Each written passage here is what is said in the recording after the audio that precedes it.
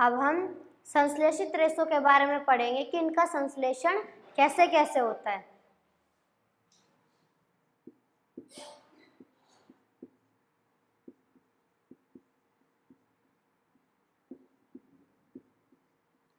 सबसे पहले तो ये कैसे होंगे, मानव निर्मित होंगे।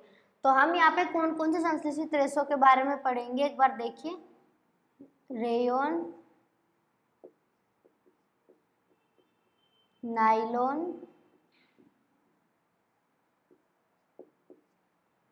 डेक्रोन, आर्लोन,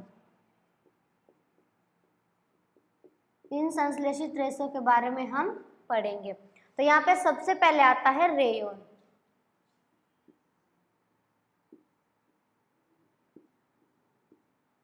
फर्स्टली तो देखिए क्या है, एक कृत्रिम रेशा है।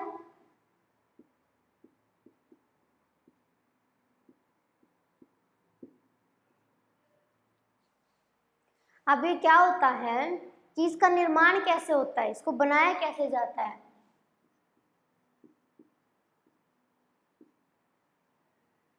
इसमें क्या होता है कि हमें देखिए, हमें प्रकृति से क्या होते हैं, बहुत सारी चीजें प्राप्त होती हैं, और इन्हीं में क्या होता है कि एक उच्च बहुलक,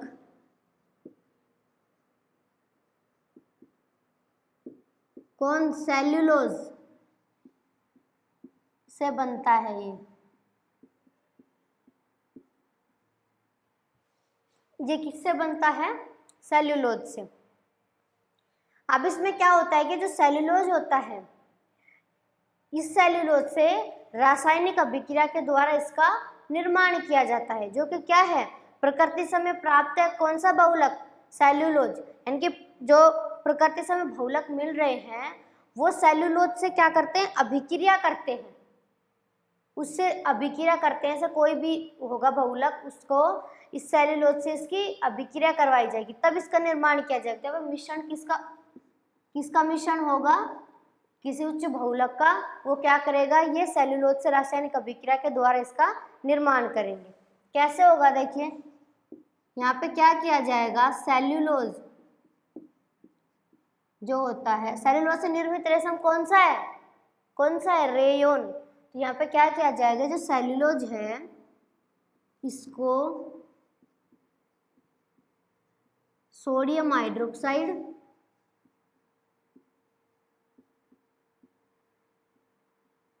और इसके साथ में क्या कार्बन डाइसल्फाइड, इन दोनों का मिश्रण तैयार किया जाएगा।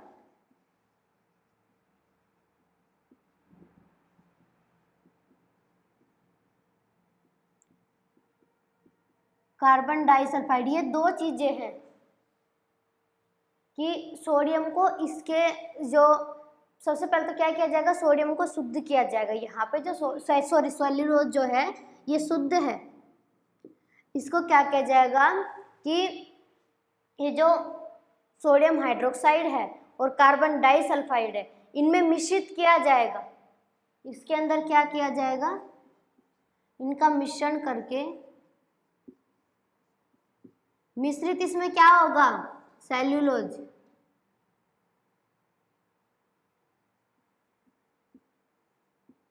सेल्यूलोज का मिश्रण इसमें किया जाएगा और इससे क्या मिलेगा, इनको मतलब मिला के तीनों को एक गाढ़ा द्रव बनाया जाएगा। इसको हम बोलते हैं विस्कोस।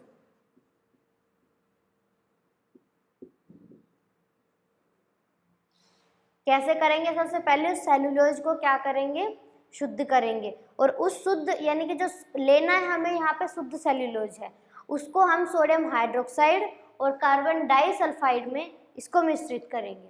और जब इन तीनों चीज़ों का मिश्रण हो गया तो एक गाढ़ा द्रव बन जाएगा, गाढ़े द्रव का निर्माण हो जाएगा, जिसको हम क्या बोलते हैं, विस्कोस बोलते हैं। अब ये जो विस्कोस होता है इसको क्या किया जाता है, इसको छोटे छिद्रों के द्वारा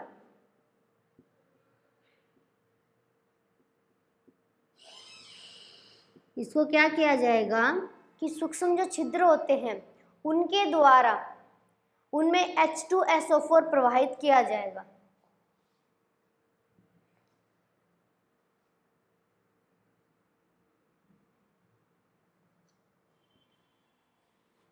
उन सूक्ष्म छिद्रों में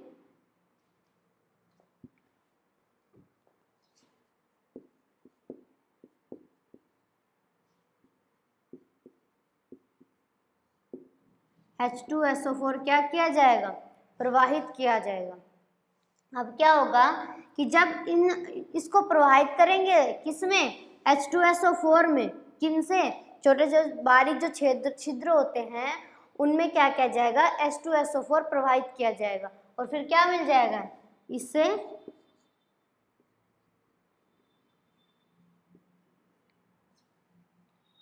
रेशा मिल जाएगा। क्या क्या है इसको, यहाँ पे हमने जो सल्फ्यूरिक अम्ल है, इसको सल्फ्यूरिक अम्ल बोलते हैं।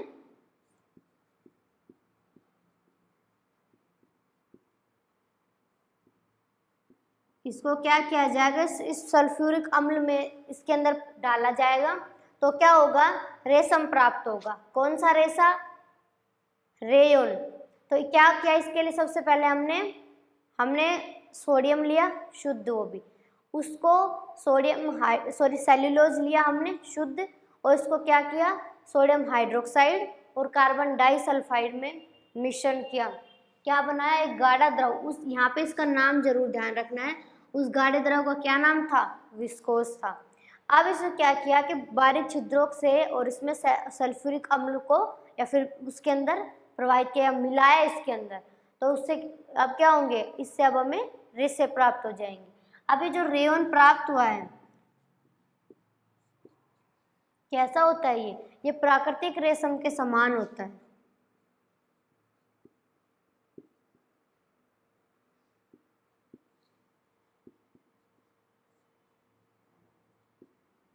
किस टाइप का है ये प्राकृतिक रेशम के समान होता है। दूसरा, ये क्या होता है, ये प्राकृतिक रेशम तो महंगा होता है, जबकि ये प्राकृतिक रेशम से तो सस्ता होता है।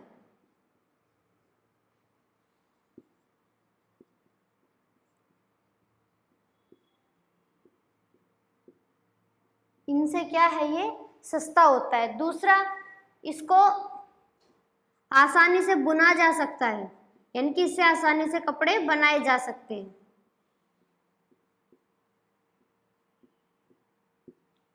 किससे, रेयोन से। और इसके अलावा इसके उपयोग क्या हो गए, इसका उपयोग किस में किया जाता है, देखिए रेयोन के साथ में कपास को मिला दिया जाता है। इनको मिला करके, जब रेयोन और कपास इन दोनों को मिला करके चद्दर है या कालीन, गलीचे जो हैं वो बनाए जाते हैं। मिश्रण किसका होगा, रेयोन और कपास, इनको मिक्स करके क्या बनाए जाएंगे, गलीचे, चद्दरें। ये भी किसके मिश्रण से बनेंगे। तो सबसे पहले ये था रेयोन के बारे में कि ये क्या होता है, ये कृत्रिम रेशा है लेकिन प्राकृतिक रेशम के समान होता है। प्राकृतिक रेशम से ये सस्ता भी होता है, इसको आसानी से बुना जा सकता है और इसको कपास के साथ मिक्स करके इससे चद्दर या फिर गलीचे वगैरह बनाए जाते हैं। ये इसका निर्माण था। अब इसी में पहले हम देखते हैं कि यहाँ पे क्वेश्चन कैसे बनता है। देखिए यहाँ क्वेश्चन ऐसे बनेगा, या तो ऐसे पूछ ले कि रेयोन के निर्माण को बताइए, तो आपको ये बताना पड़ेगा कैसे इसका निर्माण किया जाता है। या फिर रेयोन प्राकृतिक रेशम के समान माना जाता है, क्यों, तो आप बताएंगे उससे थोड़ा सस्ता होता है, इसको आसानी से बुना जा सकता है और इसके उपयोग पूछ सकता है। तो आपको बताना पड़ेगा कि रेयोन और कपास इन दोनों को मिला करके इससे चद्दरें, गलीचे या फिर बनाई जा सकती हैं।